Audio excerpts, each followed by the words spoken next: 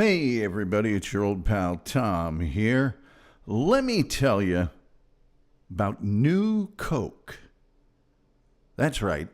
Way back in the mid-'80s, the Coca-Cola Company did something that has been since universally recognized as one of the greatest product marketing and formulation blunders in the history of all American brands. The creation of New Coke. And the reason that they did that, and the reason that they got rid of the signature Coca-Cola taste that had served them well for nearly 100 years and had had them being dominant in soft drinks, was that Pepsi, during the Cola Wars, started to make vast inroads into Coca-Cola's market share. So they jettison everyone's favorite taste, the great taste of Coke.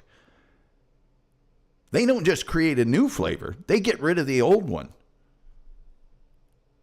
And people went mental. Now, the reason they did it was to stem the tide of Pepsi-Cola during what was called the Cola Wars. And even though this story is fraught with blunder after inexplicably dumb things, was it really a failure? Well, the answer to that question is just as confusing as the story of getting rid of Coke and replacing it with New Coke in the first place. And I'll tell you all about it. Was it a failure? Wasn't it a failure? We'll get into that whole subject. This is our cold open, where we traditionally play a couple of songs that are about me and the show, and we do that to let people enter our live interactive YouTube chat room, which spices up the show quite a bit. One of the songs, in fact, that we play actually pays homage to some of our more frequent chat room participants. So we'll do that. I mean, I'm not going to do something stupid like change my name to the new Tom Gulley Show and then make it all about Taylor Swift or something. Although that, might be a good idea. Could increase my market share. Nah. Who needs success when I've got this? So we'll play a couple songs if you're listening on one of our audio podcast platforms or watching on demand on YouTube and you don't want to hear the songs. We're not mad at you. We're not upset. Just scroll through to the top of the show at the top of the hour and start there. No harm, no foul. First, here's a couple of songs, and then let me tell you about the wild, bizarre, stupid story of New Coke.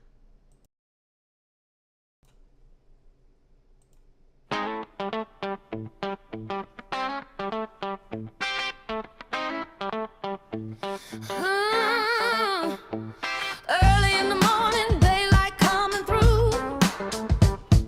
Coffee on the console, red lights next to blue. Got a voice that settles in, easy, calm and true. The man from Gulle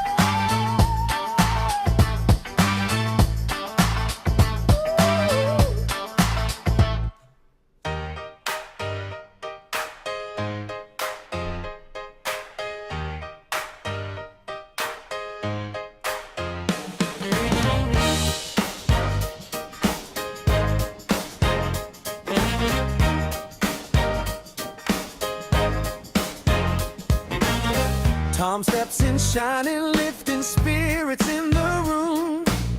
The wolf's already laughing with that friendly boom. Chef's in the kitchen, keeping everybody fed. Scott from Australia nods his bearded head. Rumpled trench coat enters with a mystery to unfold. Tom brings the warmth, turning every moment gold. Once you go gully, you never recover fully. When the world feels unsteady, Tom will get you ready. Once you go gully, you'll never recover fully. Tom puts on the show, let the good times roll.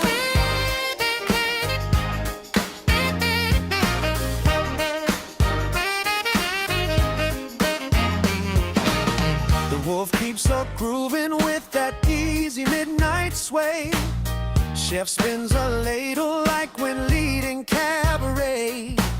Scott from Australia brings the thunder to the floor. Rumpled trench coat squints like he's seen this all before. Tom hits the rhythm and the whole room starts to move.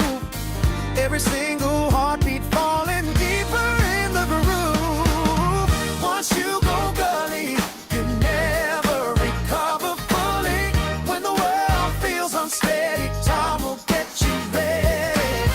Once you go gully, you never recover fully. Tom puts on the show, let the good times roll. Oh, hey, yeah. Oh, yeah, yeah. When the lights turn low, Tom keeps the moment bright, lifting every spirit as they dance into the night. Once you go gully, you never recover fully. When the world feels unsteady, Tom will get you ready. Once you go gully, you never recover fully.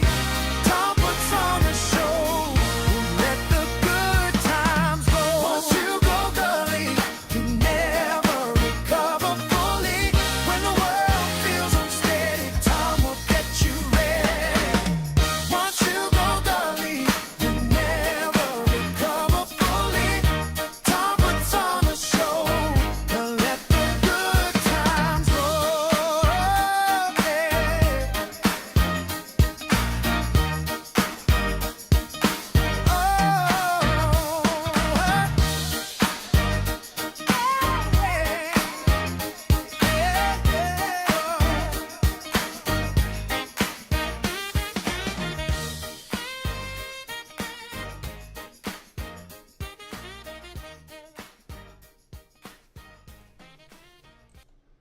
Hey, everybody, what's going on? What's hot? What's hip? What's happening? What's shaking? Let me tell you about New Coke, one of the most inexplicable marketing and product formulation blunders in the history of worldwide marketing. This is maybe the most iconic brand on the face of the earth. And what they did in 1985 still shocks people. We'll get to all of the dumb decisions. We'll get to the people who made those decisions. We'll get to the reason that they made the decision.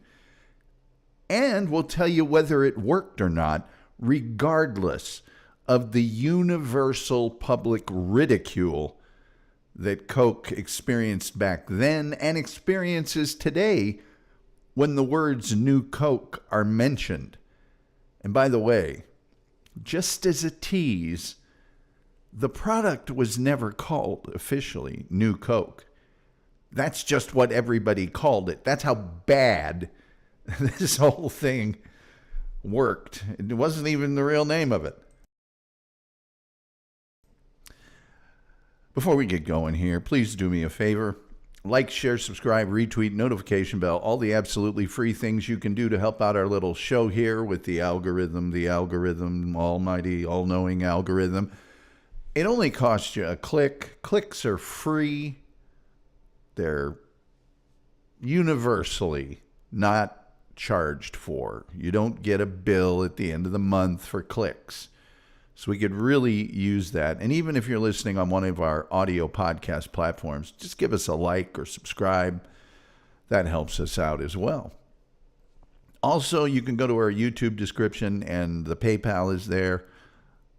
That cuts out the middleman. Although you can super chat membership, gifted membership, and at tomgulley.show.com, our merchandise store is there. I almost wore some merch today, but I wanted to wear something red for Coca-Cola. I used to work on the Coca-Cola account. In fact, I worked on it shortly after all of this nonsense took place, while they were still trying to figure out what to do with the new Coke. Let's go to our chat room very, very quickly. The chef is here. They're at Geraldine's Supper Club and Lounge in beautiful Indianapolis, Indiana, just off Fountain Square at English Avenue. He says, we have new Cooper, Michael, Charles, and the chef waiting in the kitchen for this show. Leon Kennedy's here with some bad news. He got suspended from work, so now he can be the permanent co-host. We'll have to talk about that, but he didn't do anything wrong, obviously, and there's other controversy surrounding it, and I expect apologies to be issued very shortly. Leon Kennedy, of course, our musical director, who creates the music, and many people think the music is the best part of the show, which I take exception to, but I also agree with. So it's bittersweet at best. New Coke. The new Coke. Oh boy, where to begin? New Coke was the unofficial name of a reformulation of Coca-Cola, the thing that we all drink today and we love the taste of. And it was introduced by the Coca-Cola Company in April of 1985. And they were just going to call it Coke and hope nobody noticed. But they didn't. And, you know, the bottle, the shape of the bottle, I think, is trademarked. Obviously, the logo is known worldwide, and they did away with all of that. It wasn't Coca-Cola on the bottle. It was just Coke. And they didn't just add this new flavor. And it was a brand new flavor. They changed the flavor. It's like if they started putting, you know, something weird on a Big Mac, you know, if they started putting anchovies on it or something. It was a brand new flavor.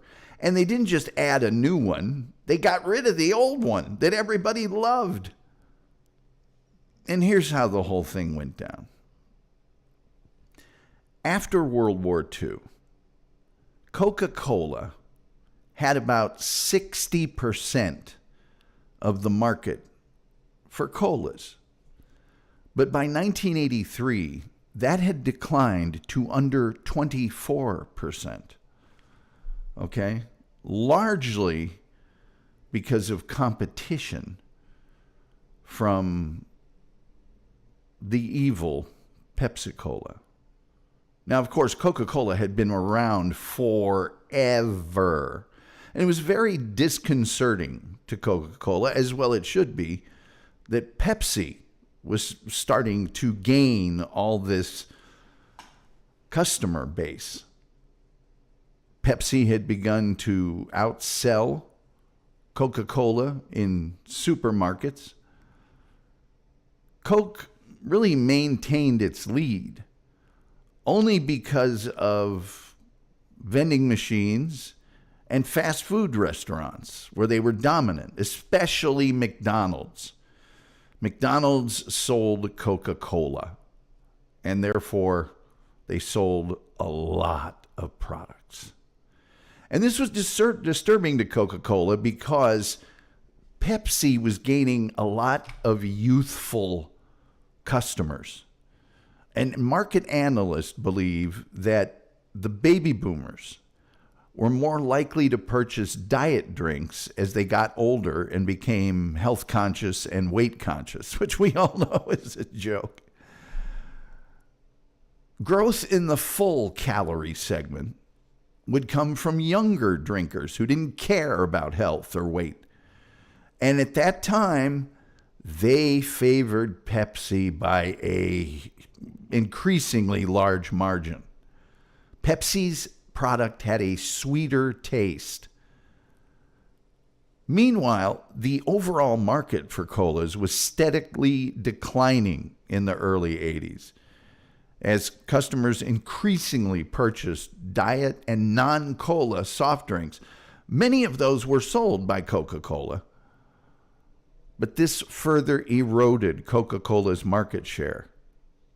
And when a guy by the name, and this is the villain in our story, the guy by the name of Roberto Goizueta, became Coca-Cola's CEO in 1980, he told employees there would be no sacred cows in how the company did business, including how it formulated its drinks.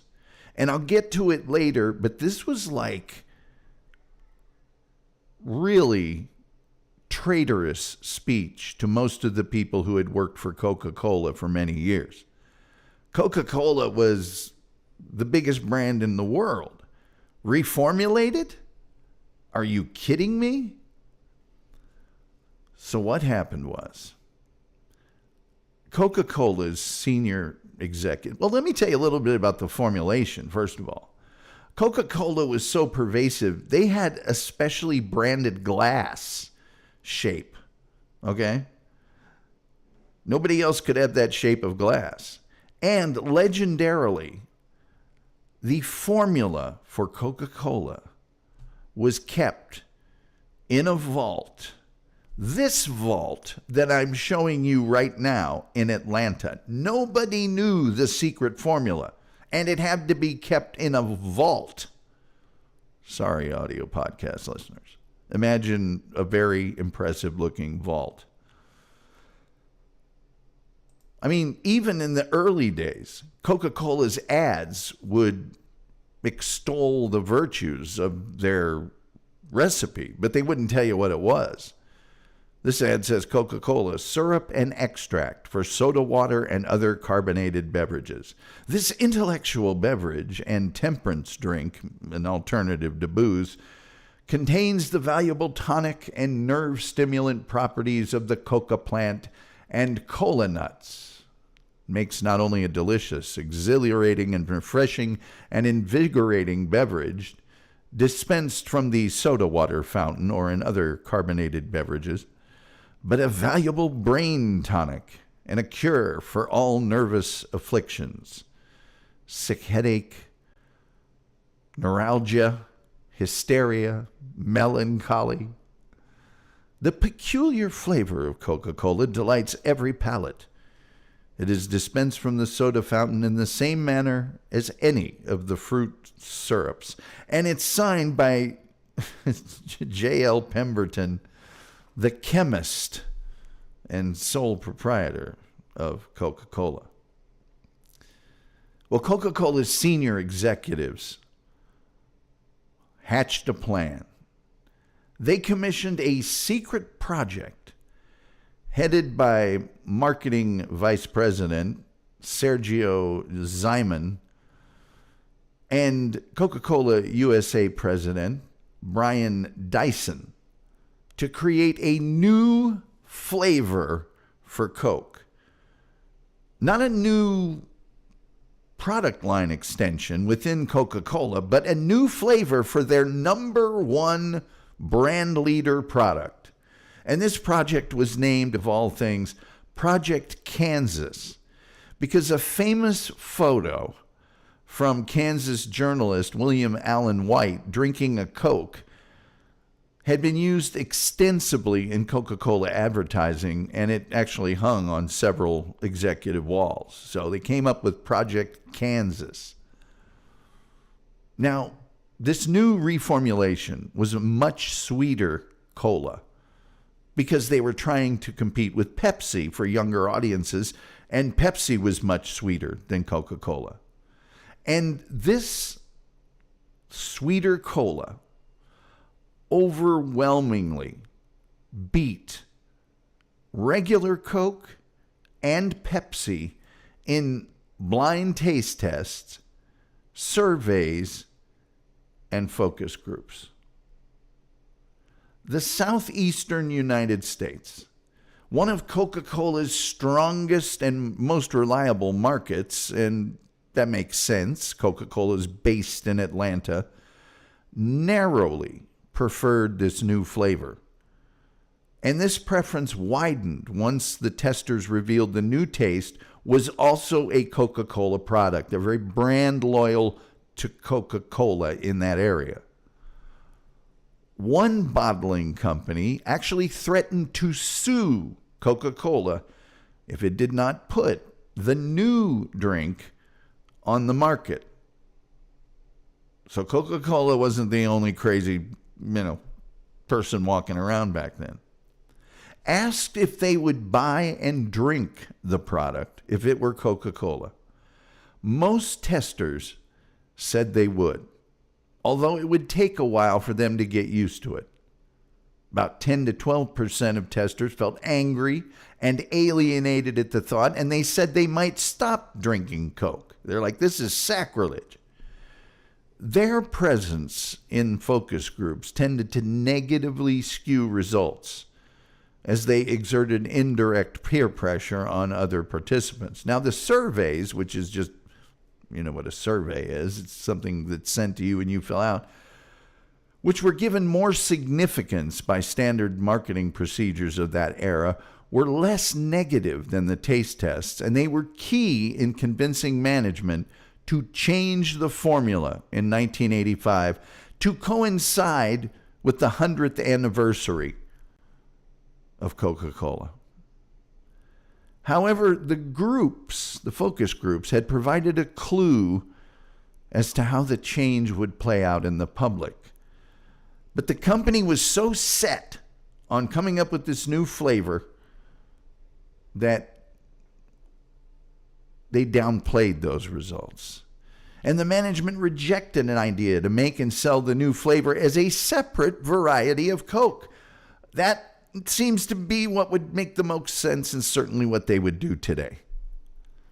The company's bottlers had already been complaining about absorbing other additions into the product line following the addition of Diet Coke in 1982, and Cherry Coke was launched nationally almost simultaneously with New Coke during 1985. So they had two new things going on at once. Also, very stupid. Many of the bottling companies had sued the company over syrup pricing policies, and so they weren't happy with the company to begin with. A new variety of Coke in competition with the main variety might have also cannibalized the main brand's sales and increased the proportion of Pepsi drinkers relative to Coke drinkers. Now, early in his career with Coca-Cola, the villain of our story, Roberto Goizueta, had been in charge of the Bahamas for Coca-Cola. He had improved sales by tweaking the drink's flavor slightly, and was so receptive to the idea that changing the flavor of the sacrosanct Coca-Cola taste could boost profits. He believed it would be new Coke or no Coke, and that the change must take place openly. He insisted that the containers carry the label new, which gave the drink its popular, although unofficial, name.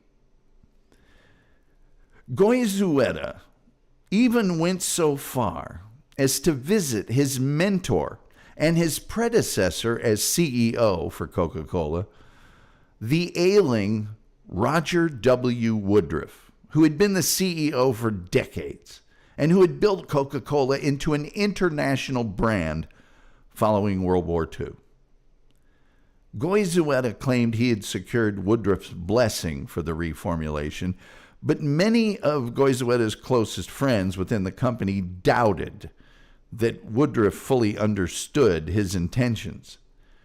And Woodruff, just to lend weirdness to the story, died in March of 1985, a month before New Coke was launched. Now, New Coke was introduced nationwide on April 23, 1985.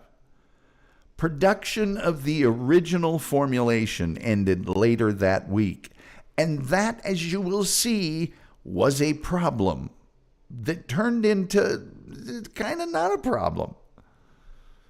In many areas, New Coke was originally sold in the regular Coke packaging. Bottlers used up remaining cans, cartons, and labels that they had laying around before the new packaging became widely available. Old cans containing New Coke were identified by gold-colored tops, while glass and plastic bottles were given red caps instead of silver or white. Bright yellow stickers indicating the change were placed on the cartons of multi-packs. And then we get to the press conference to launch the new product. Oh boy. That did not go well, would be putting it charitably. The press conference at New York's Lincoln Center to introduce the new formula was a train wreck. The reporters that were there had already been fed questions by Pepsi. And Pepsi did this because it was worried that New Coke would erase all of this progress that they had made. Goizueta, the CEO of Coca-Cola, described the new flavor as bolder, rounder, and more harmonious. And he defended the change by saying that the drink's secret formula, the Coke secret formula in the vault, was not sacrosanct and, as far back as 1935, Coca-Cola had sought kosher certification from Atlanta Rabbi Tobias Geffen, and they made two changes to the formula so the drink could be considered kosher as well as halal and vegetarian. Goizueta also refused to admit that taste tests had led to the change, calling it one of the easiest decisions we've ever made. Now, while he's saying these things, he is really ticking off all of the longtime people and bottlers and everybody else that loved Coca-Cola. When a reporter asked whether Diet Coke would also be reformulated, assuming New Coke is a success, Goizueta replied, "No, and I didn't assume that this is a success. It is a success." None of this went over well. The emphasis on the new formula's sweeter taste also was a big marketing and advertising problem because it ran directly contrary to the previous Coca-Cola advertising, in which the spokesman at the time, and I know a lot of people are going to have a problem with this guy, but at the time, he was a revered character and probably the number one spokesman in the United States, and that was Bill Cosby. In these commercials, Bill Cosby had just wildly praised the original Coke's less sweet taste as a reason to prefer it over the sweeter taste of Pepsi. And they had poured millions and millions and millions of dollars into this advertising. But the Coca-Cola stock went up immediately after the announcement, and market research showed 80% of the American public was aware of the reformulation, within days of the change. It was hot news. Coca-Cola introduced the new formulation with marketing efforts, big ones, in New York City, where workers who were renovating the Statue of Liberty for its 100-year anniversary in 1986 were given free cans and cases of new Coke. And in Washington, D.C., thousands of cans were given away in Lafayette Park. As soon as new Coke was introduced, the formula was already available at McDonald's and other drink fountains in the United States. It was everywhere. Sales figures from those cities and other areas where it had been introduced, such as Miami and Detroit, showed a reaction that went as the market research had predicted. In fact, Coke sales were up 8% over the same period as the year before. So although this is universally recognized as the dumb, bungling, terrible thing, at first, it was actually going according to plan. Most Coke drinkers resumed buying the new Coke at much the same level as they had the old classic one. Surveys indicated that the majority of regular Coke drinkers liked the new flavoring. 3/4 of the respondents said they would buy new Coke again. But the big test, however, remained in the South, where Coca-Cola had been created and bottled. And that leads us to the backlash. Oh, yes, there's backlash, all right. Of that you can be sure. Leon Kennedy asks, is the Tom Gulley Show a Coke or Pepsi podcast or Dr. Pepper? I only drink sugar-free Red Bull and water. Well, here's the deal. I started off working for the ad agency for the Chicago Coca-Cola bottling company. So I'm a pretty loyal Coca-Cola guy. However, I did work for a very large ad agency in Dallas here that was owned by PepsiCo, that had PepsiCo as a client, excuse me. And I did my job diligently for them. If you pay me, I know no allegiance. But I wouldn't drink Pepsi. Too sweet for me. Sorry. So I would say we're a Coke. Although right now I'm drinking a Monster, zero sugar. What's the flavor here? Hold on. It's Ultra Paradise. And I do buy Dr. Pepper Blackberry Zero when I'm drinking a soda. I've got some of those here too. I probably should have gotten one. I might run out of my Monster here. Wow, that's good. Now the backlash. There's always a backlash. Although new Coke had been accepted by many loyal Coca-Cola drinkers, many more very deeply resented the change, just like had happened in the focus groups.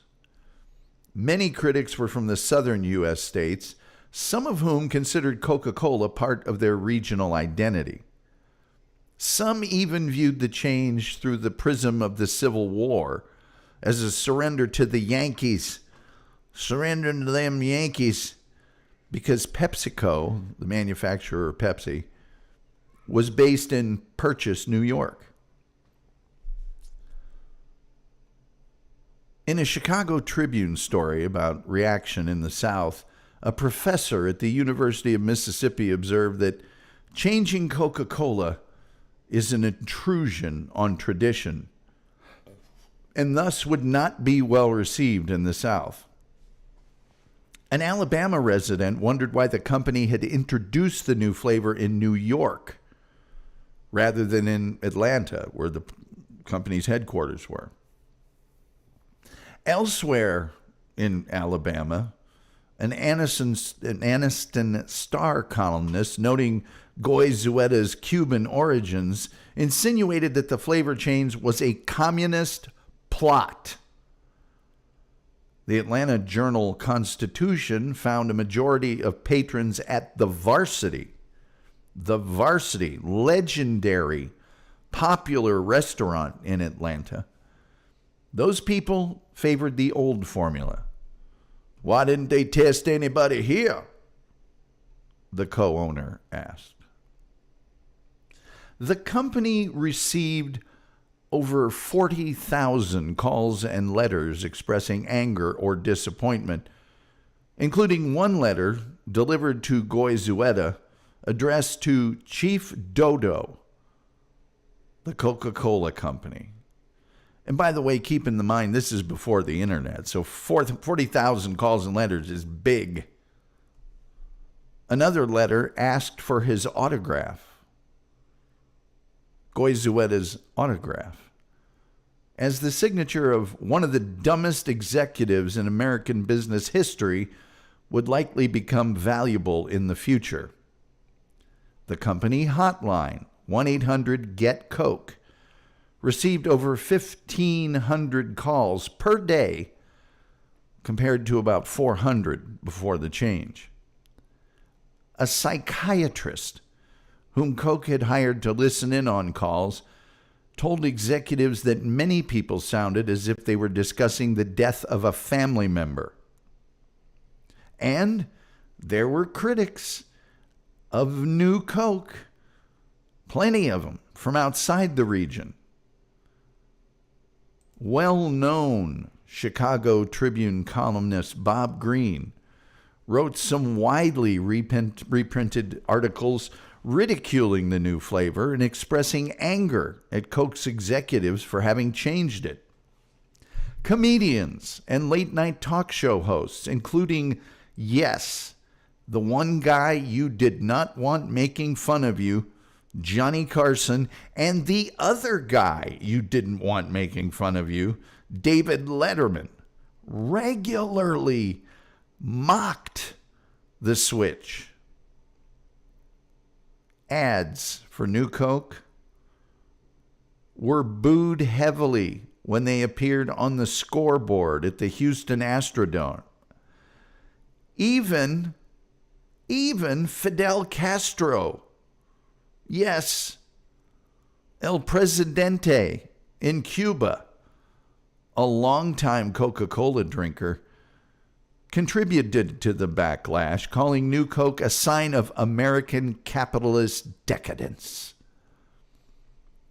Now remember, Roberto Goy Zueta has a Cuban heritage, and his father expressed similar misgivings about the new flavor to his son, who later recalled it was the only time his father had agreed with Castro, whose regime he had fled Cuba to avoid. Oh, but it gets much, much worse. Much worse.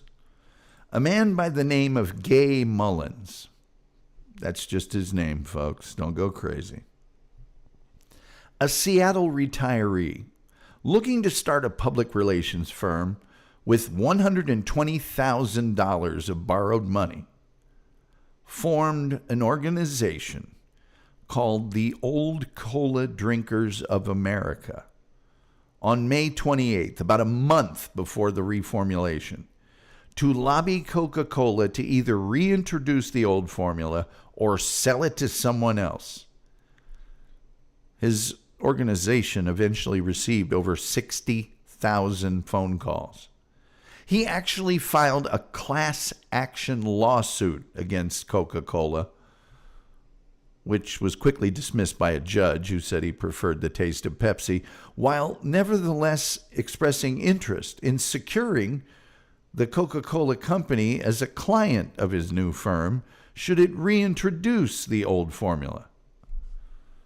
In 2 informal blind taste tests, Mullins either failed to distinguish New Coke from the old or expressed a preference for New Coke. So that didn't go well. Now, despite ongoing resistance in the South, New Coke continued to do well in the rest of the country, particularly in the West. However, the executives were uncertain of how international markets would react. They met with international Coke bottlers in Monaco, and to their surprise, and to their shock, and to their horror, the international bottlers were not interested whatsoever in selling New Coke. They also heard doubts and skepticism from people in Mexico, including relatives of some of the executives, where New Coke was scheduled to be introduced later that summer. Now, Roberto Goizueta stated that Coca-Cola employees who liked New Coke felt unable to speak up due to peer pressure, just like had happened in the focus groups. Donald Keogh, the Coca-Cola president and chief operating officer at the time, reported overhearing someone say at his country club that they liked New Coke, but I'll be damned if I'll let Coca-Cola know that. What was our good friend Pepsi-Cola doing at the time? Oh, they were doing a touchdown dance on the Coca-Cola logo. That's what they were doing. PepsiCo took advantage of the situation, running ads in which a first-time Pepsi drinker exclaimed, "Now I know why Coke did it." Even amidst consumer anger and several Pepsi ads mocking Coca-Cola's debacle, Pepsi actually gained very few long-term converts over Coke's switch, despite a 14% sales increase over the sales of the previous month in the previous year, the largest sales growth in the company's history. So Coca-Cola reformulated resulted in the largest sales growth in the history of PepsiCo. Coca-Cola's director of corporate communications, Carlton Curtis, realized over time that consumers were more upset about the withdrawal of the old formula than the taste of the new one. That was the mistake they made. They got rid of the old one. Immediately following the announcement of Coca-Cola's change, Roger Enrico, the director of PepsiCo's North American operations, took out a full-page ad in the New York Times proclaiming PepsiCo the winner of the long-running cola wars and declared a company-wide holiday for employees on April 26, saying, "By today's action, Coke had admitted it's not the real thing." That was Coke's slogan, "It's the real thing." Well, it wasn't, because they changed it. So it couldn't have been the real thing. Since Coke officials were preoccupied over the weekend with preparations for the announcement, their PepsiCo counterparts have time to cultivate skepticism amongst reporters, creating themes that would later come into play in the public discourse over Coke spinelessly changing their drink. Wolf says, things just go better with ice-cold Coca-Cola, especially when washing them down some delicious Panzer chocolate.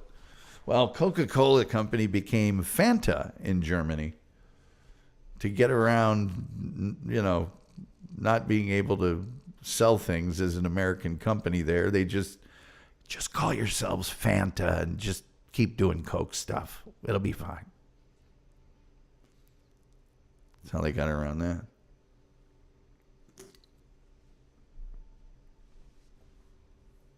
Behind the scenes, some Coca-Cola executives had quietly been arguing for a reintroduction of the old formula as early as May. Less than a month before the old, after they introduced the new one. By mid-June, when soft drink sales usually begin to rise, hotter weather, that sort of thing, the numbers showed that new Coke was leveling amongst consumers, starting to plateau, wasn't increasing. Executives feared social peer pressure was now affecting their bottom line because so many people mad about taking away original Coke were making fun of the new product. Many consumers even began trying to obtain original Coca-Cola from overseas markets where new Coke had not yet been introduced, as domestic stocks of the old drink were exhausted. And I remember this clearly. People were buying up the old Coke wherever they could find it, wherever they could get it. They would call up some supermarket and say, "Do you have any left over?" "Yeah, I got a pallet of it here. I'll take it." Due to some complaints about new Coke's taste, company chemists quietly reduced the acidity level of the new formula, allowing its sweetness to be better perceived. They even created an ad campaign about this, but they never ever used it. Wolf says nothing beats rainwater and pure grain alcohol. Well, unless it's new rainwater. Anyway. In addition to public protests and boycotts following the introduction of new Coke, Coca-Cola faced concerns from its bottlers. And just so you know, the bottlers are the ones that really make these brands happen. They're the ones that create the product and put it in bottles and ship it to where it needs to go. Although bottlers initially expressed support for the change at an April 22nd meeting at the Woodruff Arts Center, and I think the Woodruff Arts Center is named after Robert Winship Woodruff, that longtime CEO of Coca-Cola, reactions to the product's taste were more mixed. Many anticipated difficulties in promoting a reformulated product that had previously been marketed as consistent and unchanging. They're like, "Look, we've been telling people, Bill Cosby's been telling people, everybody's been telling people for the last 10 years that we're the one true constant in the earth. And our taste is less sweet, and that's what makes it better. And look what you did." The 20 bottlers still suing the Coca-Cola company over syrup pricing made much of the formula change in their legal arguments. In its defense, Coca-Cola had argued when the suit was originally filed that the new formula was unique and different from Diet Coke, which justified the different pricing policies and everything. But if the new formula was merely a high fructose corn syrup sweetened version of Diet Coke, the company couldn't argue the formula for new Coke was unique. Bottlers, especially in the South, were also tired of facing personal attacks over the change. They didn't have any say in the matter. Many reported that some acquaintances and even friends and relatives had actually ostracized them or expressed their displeasure over new Coke in other emotionally hurtful ways. And on June 23rd, just a few months after releasing the new version, several of the bottlers voiced these complaints in a private meeting with Coca-Cola executives at the company's headquarters in Atlanta, with Coca-Cola, the company, fearing boycotts, not only from consumers, but from its bottlers.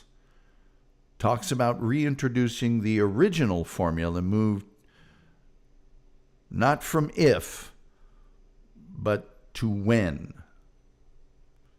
In early July, the Coca-Cola board set in plans to resume the production of original Coca-Cola.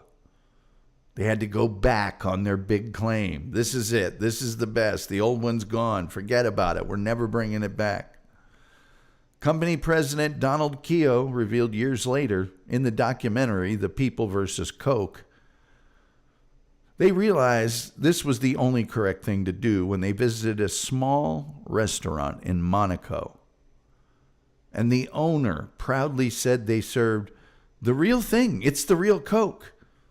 Offering them a chilled 6.5-ounce glass bottle of original Coca-Cola.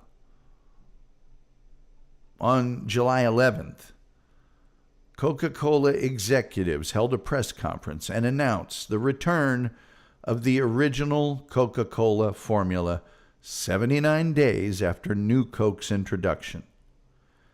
Peter Jennings of ABC News interrupted the most popular soap opera of the time, and maybe of all time, at the height of its popularity, General Hospital, with a special bulletin to share the news with viewers.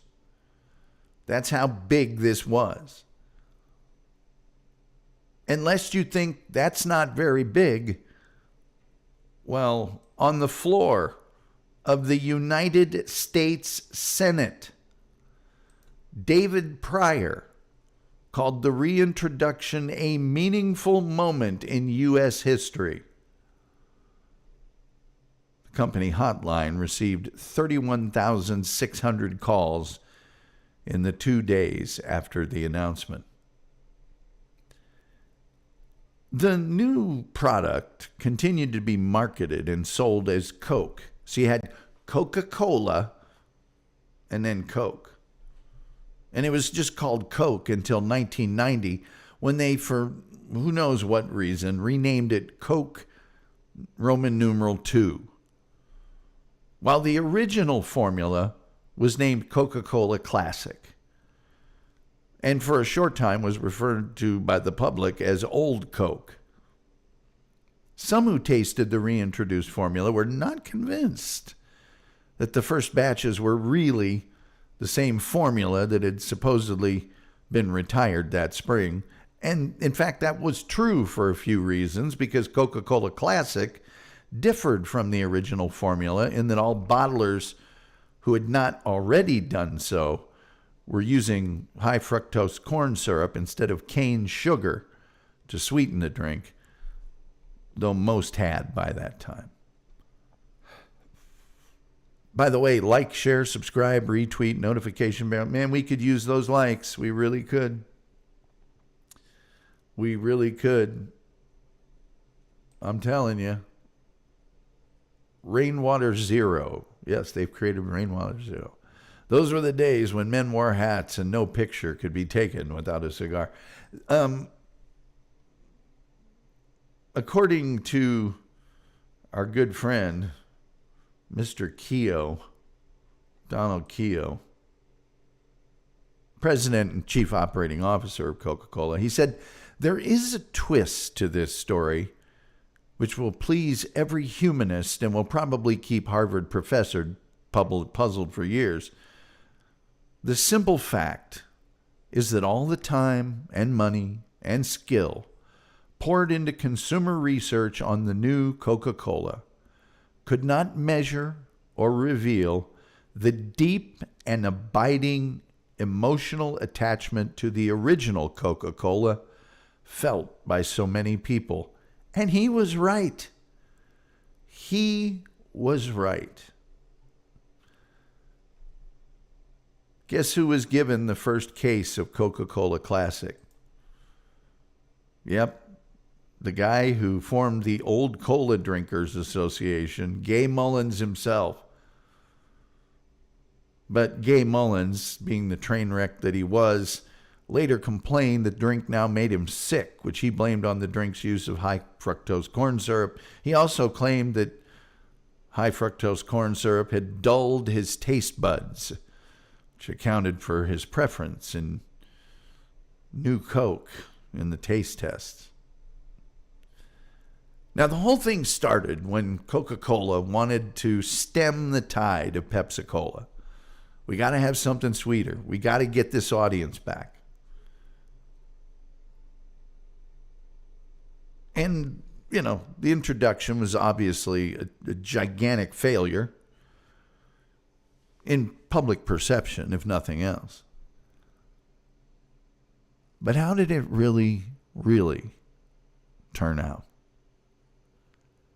Well, 6 months after New Coke's introduction, sales of Coke had increased at twice the rate of their rival Pepsi. By the end of 1985, Coca-Cola Classic was substantially outselling both New Coke and Pepsi. New Coke sales dwindled to 3% share of the market, although it was selling quite well in Los Angeles and some other key markets. Later research, however, suggested that it was not the return of Coca-Cola Classic, but instead the largely unnoticed introduction of Cherry Coke, which appeared almost simultaneously with New Coke, that can be credited with the company's success in 1985. So even the positive financial outcome of this whole thing is a bit murky and doesn't really take into account anything Coca-Cola or Pepsi tried to do to keep their market share. The Coca-Cola Company spent a considerable amount of time trying to figure out where it had made a mistake, ultimately concluding that it had underestimated the public reaction of the portion of the consumer base that would be alienated by the switch. This wouldn't emerge for several years afterward, though, and in the meantime, the public simply concluded that the company had, as Keogh had suggested, failed to consider the public's attachment to the idea of what Coke's old, stored in a vault in Atlanta formula represented. They'd grown up with it. It was a part of their lives. While that has become conventional wisdom over the years, some analysis has suggested otherwise. The populist version of the story served Coke's interest, though, and as the episode did more to position and define Coca-Cola as a brand embodying values distinct from Pepsi, allowing itself to be portrayed as somewhat clueless as a large corporation, forced to withdraw a big change because of overwhelming public pressure, well, that flattered its customers. It made the customers feel like, hey, you know what? They did listen to us. And they weren't going to take our Coke away and replace it with that sweet, nasty other stuff. As Keogh put it, we love any retreat which has us rushing forward toward our best customers with the product they love the most. They managed to put a positive spin on it. We heard you.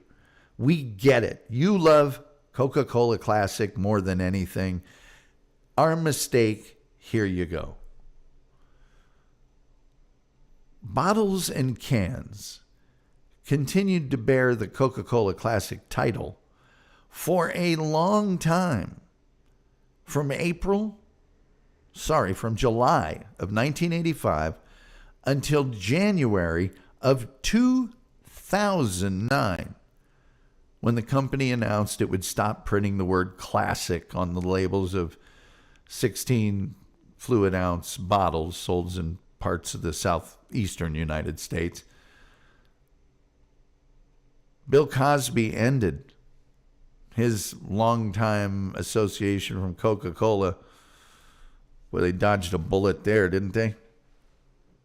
He claimed that his commercials praising the superiority of the new formula had hurt his credibility. Oh, how innocent we were, and how little did we know about the credibility of one Bill Cosby. No one at Coca-Cola was fired for this change. Goizueta, Mr. Ego, well, he claimed that he never once regretted the decision to change Coca-Cola. He even threw a 10th anniversary party for New Coke in 1995 and continued to drink it until his death in 1997. Talk about not being able to read the room. I mean, come on, dude. Give it up. When Goizueta died, the company's share price was well above what it was when he had taken over 16 years earlier, and its position as market leader was even more firmly established. At the time, Roger Enrico, the head of PepsiCo's American operation, likened New Coke to the Edsel, the failed Ford automobile.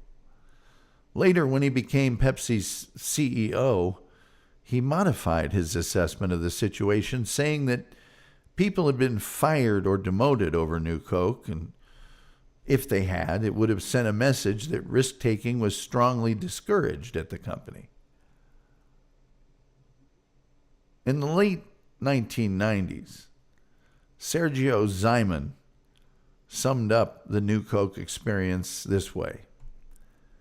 Yes, it infuriated the public, cost us a ton of money, and lasted for only 77 days before we reintroduced Coca-Cola Classic.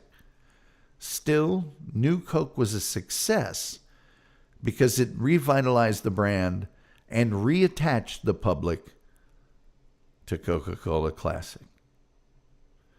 New Coke continued to do what it originally had been designed to do, win taste tests. In 1987, the Wall Street Journal surveyed 100 randomly selected cola drinkers, the majority of whom indicated a preference for Pepsi, with Classic Coke accounting for the remainder, save 2 New Coke loyalists. When this group was given a chance to try all 3 in a blind taste test, New Coke slightly edged out Pepsi. But many drinkers reacted angrily to finding out they had chosen a brand other than their favorite. In the short run, the reintroduction of original Coca-Cola saved Coke's sales figures and brought it back into the good graces of many customers and bottlers. Phone calls and letters to the company were as joyful and thankful as they had been angry and depressed. You'd have thought we'd cured cancer, said one executive. But confusion reigned at the company's marketing department, which had to design a plan to market 2 Coca-Colas when those plans were inconceivable just a few months before. Coca-Cola Classic didn't need much help with a red, white, and you campaign showcasing American virtues many of those who had clamored for its reintroduction had reminded the company about. But the company was at a loss to sell what was now just Coke, the New Coke. The best just got better could no longer be used.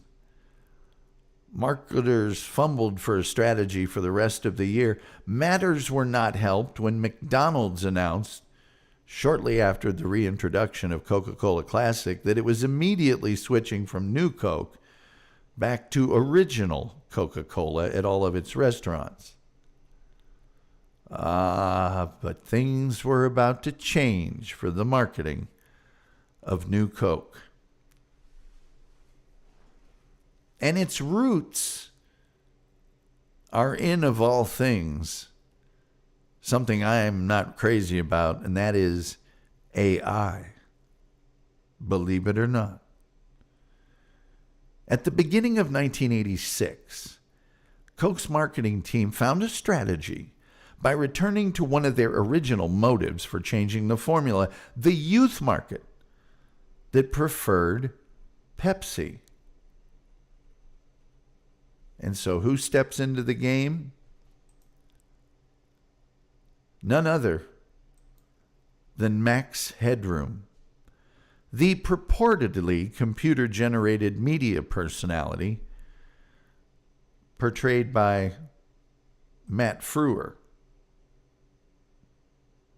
who was chosen to replace Bill Cosby as the spokesperson for Coke's Catch the Wave campaign. With his slick back hair and sunglasses, he was already known to much of the youth audience through appearances on MTV and Cinemax.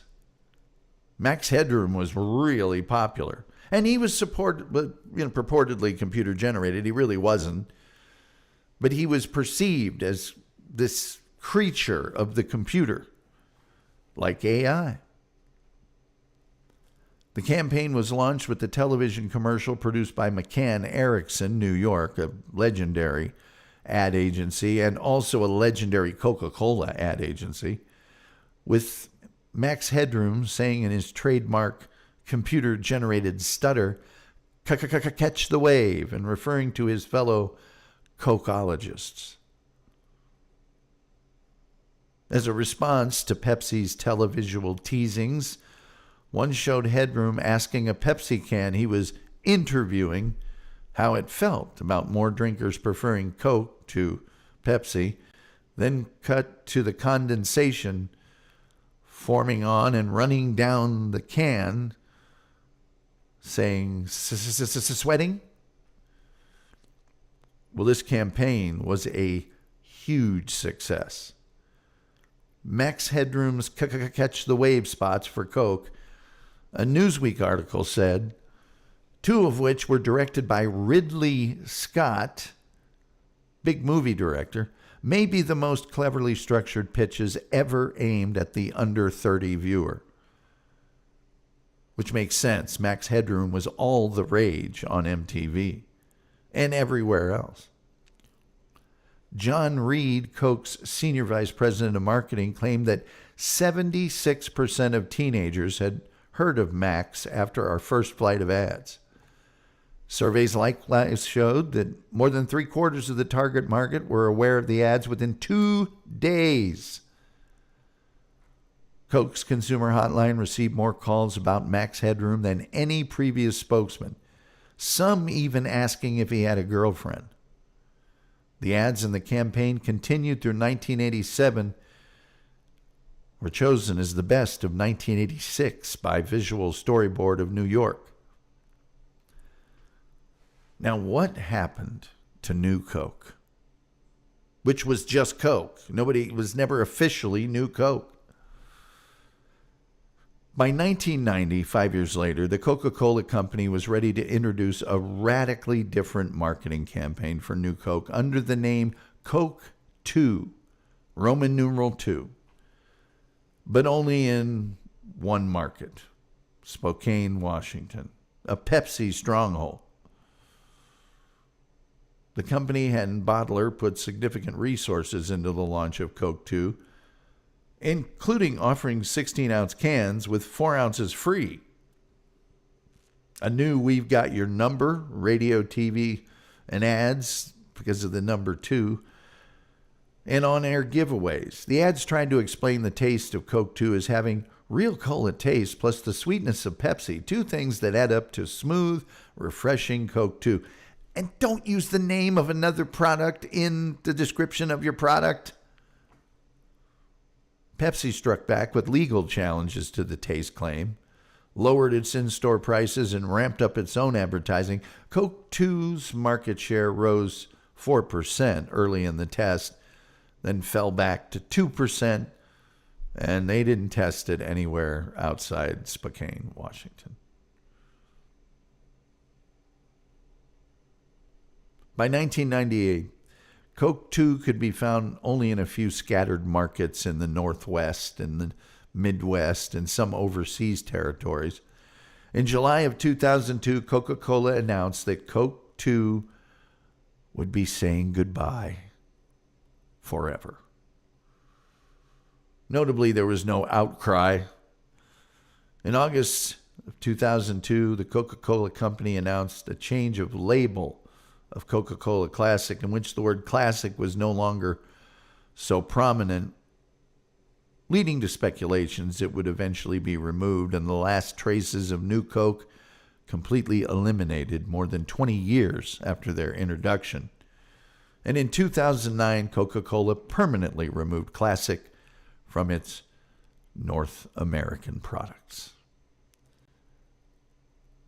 As for the legacy, for a product so widely despised, noted Adweek blogger Tim Nudd in 2006, New Coke still gets an admirable amount of ink. He noted that the book Blink by the freakish-looking, foreseeing the future author Malcolm Gladwell, and a book called Why Most Things Fail by Paul Omerod dealt with it at some length, as well as two recent mentions in Forbes and Sports Illustrated. Oh, and there were conspiracy theories. Oh, yes. Oh, yes. The company was accused of intentionally changing the formula, hoping consumers would be upset with the company and demand the original formula to return, which would cause sales to spike. Keogh, the president, answered that by saying, "Look, we're not that dumb and we're not that smart." I think Donald Keogh in this whole thing comes out looking like a rose. There were other conspiracy theories having to do with high fructose corn syrup and the removal of coca derivatives from the product to placate the Drug Enforcement Agency. In that book, by the way, Blink by Malcolm Gladwell, he relates his conversations with market researchers in the flood of the industry who put most of the blame of the failure of New Coke on the flawed nature of taste tests. That was his deal. Yeah.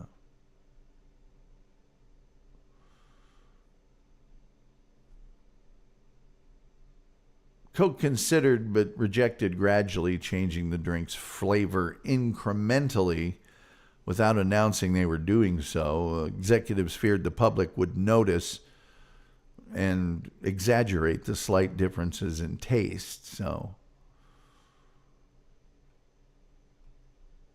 in May of 2019, Coca-Cola announced that the 1985 reformulation, once again bearing the name New Coke, would be reintroduced in limited quantities to promote the third season of the Netflix series Stranger Things, because the show was set in 1985 and includes cans of New Coke in 3 of the season's episodes. So about 500,000 cans of New Coke were produced for this promotion, mostly sold online. So many people were eager to buy it, however, that the volume of orders crashed the website. Many fans complained because they wanted to order some, and the company apologized for the delays on social media platforms. So again, the New Coke causing problems and trouble and making Coca-Cola look stupid. Although the reintroduction of New Coke received friendlier reviews than it had in 1985, a writer at BuzzFeed said it was nice and refreshing, lacking the lingering aftertaste of classic Coca-Cola. Food and Wine magazine staffers also had favorable impressions, sweeter and smoother than regular Coke, almost syrupy in a pleasant way. Although an older member who recalled the original rollout in 1985 said really hadn't improved much for him. Tim Murphy, a reporter from Mother Jones, suggested that ultimately overcoming an initial resistance that he saw as reactionary, New Coke had won the war after losing the battle. Tasted weird then. It tastes like what's normal now. In the end, the legacy of New Coke, just in a snap judgment, is that it was the dumbest thing that's ever been done in products.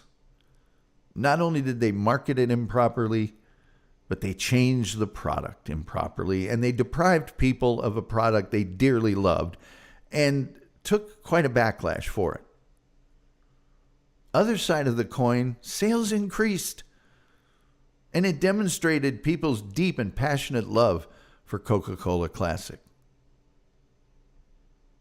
in the public eye, it was a bad thing to do. Stupid, dumb, pig-headed, addle-minded. But in reality, Coke gained back a huge amount of market share.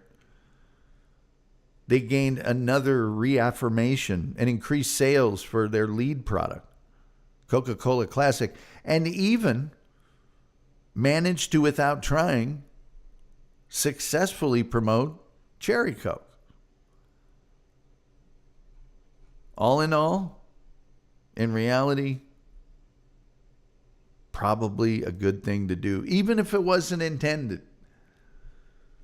But in the public eye, man, that was stupid. And I can honestly say, Roberto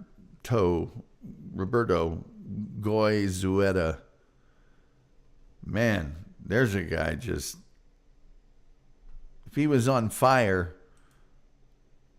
and he didn't think he was on fire, you couldn't convince him. Yes. Yes. Let me see here. I got a lot of stuff in the chat room. That's all I got to tell you about the new Coke. Please like, share, subscribe, retweet. I'll love you more than a friend. I really will. Oh, we got a bunch of stuff from the Wolf here. Let's see here. Wait, I'm confused. Was the original the one from the 1920s? It was just Coca-Cola Classic. I'm sure they fiddled. I mean, the original formula of Coca-Cola, the product was green, and I think it had a little of the cocaine in it. But I would say it was the post-World War II or World War II Coca-Cola was the classic.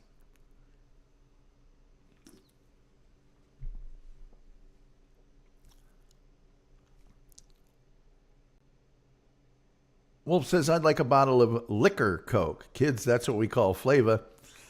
Said a similar thing happened in the UK when Kraft brought out Cadbury. The chocolate didn't really change, but people were convinced it did and got really mad over it. 77 days of pure hell, all perpetrated by pure northern trash. That Kraft company is nothing but northern Cadburys. He looks like Eraserhead's little brother. Oh, yeah, Malcolm Gladwell. He does. Leon Kennedy says, I can't believe it's chemists who messed with Coke's flavor. Just think about that. It's crazy. Chemists. Well, there's chemists for almost every food that you eat from a large company. It's bizarre. And they're also responsible for A, creating new products and flavors, and B, creating the preservatives, which keep them fresh on the shelf. Blink, the power of writing without writing, says the Wolf. That's flavor to you, sir. Coach Mike Rodick is here. Hello, Coach. I don't care what they say. I'll always believe it was a marketing ploy. In the words of Donald Keogh, we're not that smart and we're not that dumb, or vice versa, whatever. I worked starting in 1987 on the Coca-Cola account for the Coca-Cola Bottling Company of Chicago. I didn't see anything other than frustration. But that was the bottlers, so maybe it was. And if it was, Coach, it worked. It really worked. Chef says, great show. Thank you. Say goodnight, Gracie, everyone. Good night, Gracie. What do we got coming up on the show? Well, tomorrow we're doing a show on Area 51.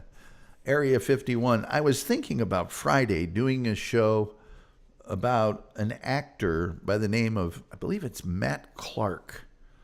Let me double check that. There's an actor that recently passed away just this week. I want to say his name is Matt Clark. And he was in the Outlaw Josie Wales. He was in a billion things. And I thought maybe we'd do a show on him, but I don't, for Friday night, but I don't think we're going to, because Friday night shows just, let's see here. I think it was Matt. I know his last name's Clark. One of those guys that you don't know his name, but you've seen him in a million things. Matt Clark, there he is. There he is. And he just passed away at the age of 90. He was in a ton of Westerns. I think he was also in Gator. Was something he was in? Let me just go to his film argument. He was in The Heat of the Night, Will Penny, The Bridge at Remagen, Monty Walsh. He was in The Cowboys with John Wayne. He was in a bunch of John Wayne movies. The Great Northfield, Minnesota Raid, Jeremiah Johnson, The Life and Times of Judge Roy Bean. These are big, big movies. White Lightning, that was it. It wasn't Gator, it was White Lightning. He was in The Outlaw Josie Wales. He was in The Driver. He was in Brubaker. He was in Some Kind of Hero. He was in Honky Tonk Man with Clint Eastwood. He was in The Adventures of Buckaroo Banzai, Across the Eighth Dimension, one of my favorite movies.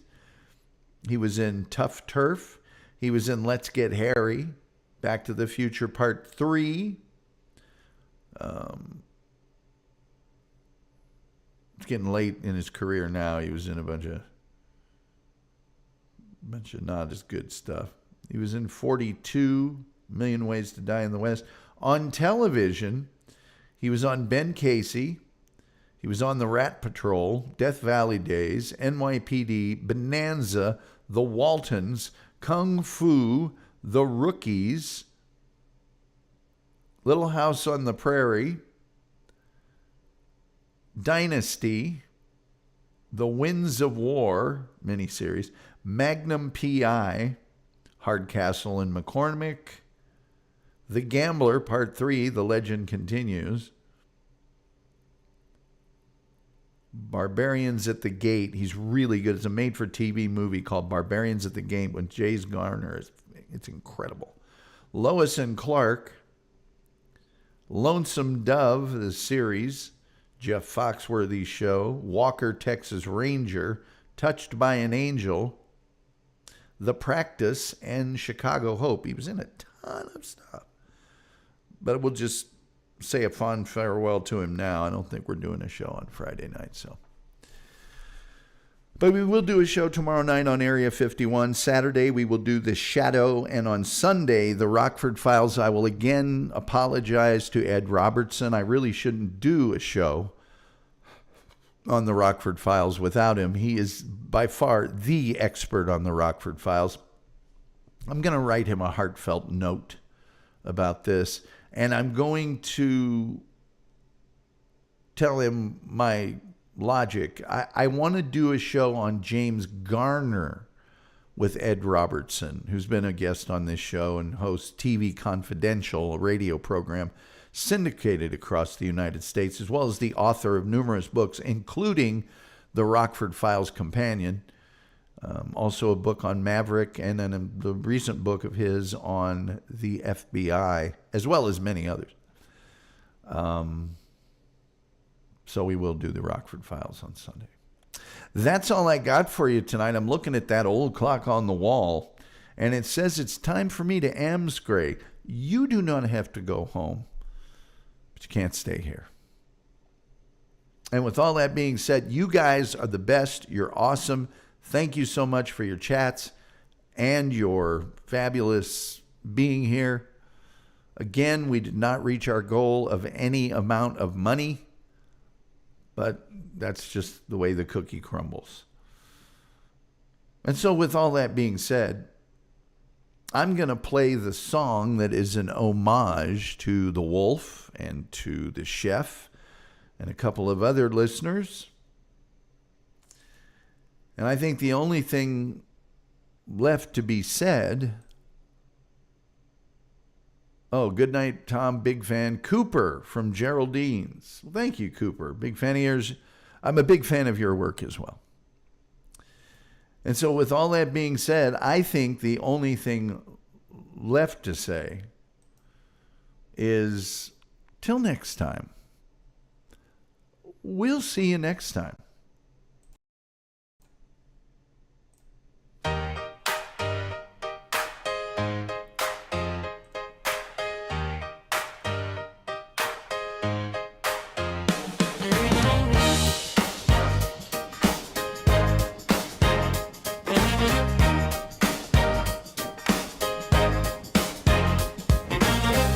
Tom steps in shining, lifting spirits in the room.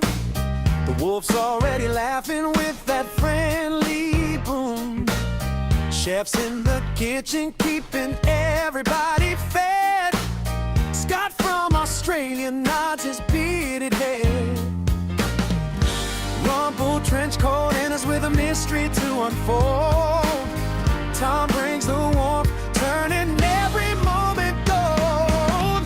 Once you go gully, you never recover fully. When the world feels unsteady, Tom will get you ready. Once you go gully, you'll never recover fully. Tom puts on the show, let the good times roll.